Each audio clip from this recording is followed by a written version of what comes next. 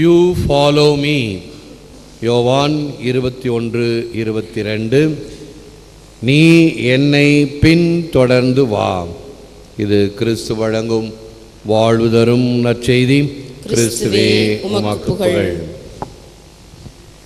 இயேசுவில் அன்பான சகோதர சகோதரி, அன்பான பிள்ளைகள், அன்பான தொலைக்காட்சி நேய விசுவாசிகளே, கற்றதனால் ஆய பயன் என்கொள் வாலறிவன் நற்றாள் தொழார் எனின். குறள் 2. கற்க கசடர கற்றபின் அதற்கு பின் நட என்பதும், நாம் கற்றுக்கொள்வது எல்லாம் வாழ்க்கைக்கான பாடம். அந்த வாழ்க்கையிலே அவைகள் பயன்படுத்தப்பட வேண்டும், வாழ்வாக இருக்க வேண்டும். அதுதான் வாழ்க்கை கல்வி.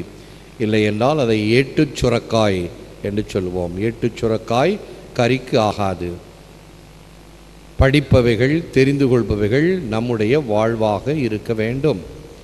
ஆகவே ஒன்றை கற்றுக்கொண்டோம் என்றால் அது வாழ்வு முழுவதும் நமக்கு பாடமாக, ஒரு படிப்பினையாக இருக்க வேண்டும். உதாரணமாக நான் அடிக்கடி சொல்வது, மின்சார சாதனங்கள் எல்லா இடத்திலும் இருக்கின்றன. மின்சாரத்தால் அனைத்து காரியங்களும் நடைபெற்று கொண்டிருக்கின்றன. இதோ என் முன்னால் இருக்கக்கூடிய இந்த ஒலி வாங்கி மைக், இது மின்சாரத்தால் செயல்படுகிறது.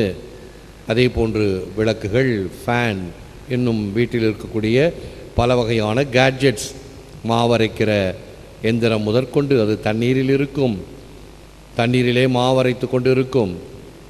அப்படி இயங்குகின்ற இந்த சாதனங்கள் ஒரு சில சமயங்களிலே அது ஷாக் அடிக்கிறதாக, மின் அதிர்வு கொடுப்பதாக இருந்தால் கை உடனே இழுத்து கொள்ளக்கூடிய வகையில் அது தொடப்பட வேண்டும். ஒரு சந்தேகம் இருந்தால், இந்த மைக்கில் ஷாக் வருதுன்னு சொன்னால் அதை புறங்கையால் தொட வேண்டும்.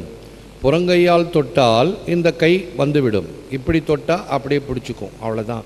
அடுத்தவங்க வந்தாலும் பிடிச்சிக்கும். இது விதிமுறை, விதிவிலக்கே கிடையாது. சின்னவங்க பெரியவங்க, ஆண் பெண், குழந்தை பெண் என்று கிடையாது. ஆகவே இது ஒரு வாழ்க்கை பாடம். புறங்கையால் மின்சார சாதனங்களை தொட வேண்டும். இது கற்றுக்கிட்ட பிறகு இது ஒரு நாளைக்கு தான், ஃபாதர் இன்றைக்கி தான் சொன்னார், இன்றைக்கி தான், இல்லை நாளைக்கு ஒரு நாள், இல்லை ஒரு வாரம், ஒரு மாதம், ஒரு வருடம், 10 வருடங்கள் இல்லை, சாகிற வரைக்கும்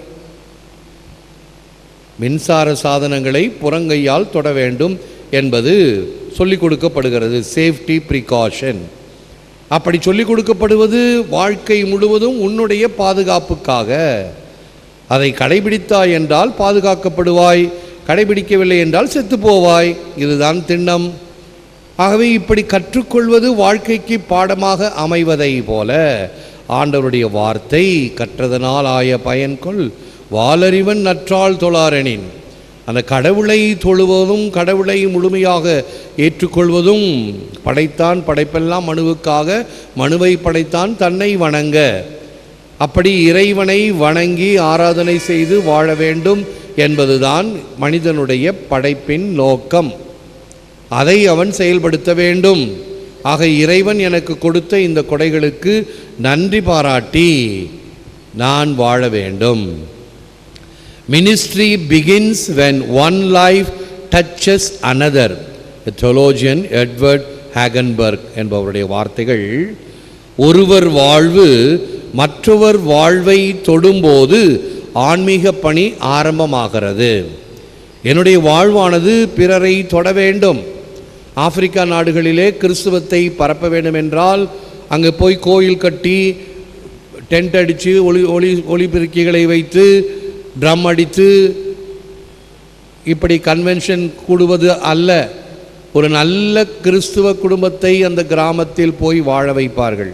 அவருடைய வாழ்வை பார்த்து மற்றவர்களும் அவர்களை போல் இருக்க வேண்டும், வாழ வேண்டும் என்று முனைவார்கள். அதுதான் ஆன்மீக பணி ஆரம்பம். என்னுடைய வாழ்க்கையினால் என்னுடைய வாழ்வு பிறரை தொட வேண்டும். என்னுடைய வாழ்க்கை பிறருக்கு ஒரு படிப்பினையாக, மேல்வரி சட்டமாக அமைய வேண்டும். அதுதான் ஆன்மீக பணி. ஆகவே நீ 4 சாலைகள் பிரிகின்ற நாற்சந்தியிலே போய் நின்று கொண்டு இயேசுவே ஆண்டவர் என்று டமாரம் அடித்து கொண்டோ, அல்லது இப்பொழுதெல்லாம் நாம் செய்கின்றோம் அல்லவா, இந்த ட்ராக்ஸ் அச்சடித்த பிரதிகளை கொடுத்துருப்பதோ, அல்லது நம்ம மக்களுக்கு இருக்கவே இருக்குது ஒரு மூட நம்பிக்கை, ஒரு கத்தையாக ஒரு 1000 காப்பி அடித்து மாதாவின் மகிமை அப்படின்னு கொண்டாந்து வைப்பாங்க. எனக்கு இப்படி நடந்துச்சு. நீங்களும் ஒரு 1000 காப்பி அடிங்க. மூட நம்பிக்கை தேவையில்லை. அவைகளை விடுத்து நல்ல காரியங்களை செய்யலாம். இதை பாருங்கள், நீங்கள் வைக்கின்ற இந்த பாடல் அட்டை 87வது அட்டை. இது போன்று 100 அட்டைகளை அச்செடுத்து வைத்திருக்கிறோம். பாடல்கள் பாட அந்தந்த தேவைக்கு தகுந்தாற்போல் இப்பொழுது பரிசுத்த ஆவியினுடைய நவநாள், பரிசுத்த ஆவியின் பாடல்கள் இப்படி செய்வதற்கு உதவினால் அது வழிபாட்டுக்கும் பயன்படும், மக்களுக்கும் பயன்படும், நல்ல புண்ணியமாகவும். இதெல்லாம் விட்டுற வேண்டியது. இந்த மூட நம்பிக்கையை தான் மண்டையில் ஏறி இதை செய்யலைன்னா உனக்கு ஆபத்து, உனக்கு நடக்காது, அது பயமடித்து ஐயோ கடவுளே இந்த வேண்டாமே. இந்த அடிமைத்தன்மை, இறைவனை வழிபடுவதற்கு பாசிட்டிவ் வேஸ்,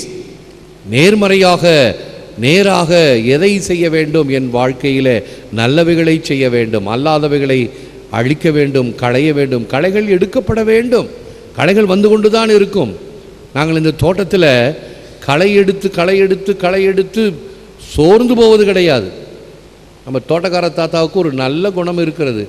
எங்கு பார்த்தாலும் குப்பை இருந்தால் உடனே எடுப்பார், எங்காவது களை முளைத்தால் அதை உடனே எடுப்பார். அப்படியே போவார், போகிற சமயத்தில் களையை பார்த்தா எடுப்பார். நல்ல குணம். களைகள் களையப்பட வேண்டும். அது தோட்டத்திலாக இருந்தாலும், மனத்திலாக இருந்தாலும், வாழ்க்கையில் சமுதாயத்தில் இருந்தாலும்.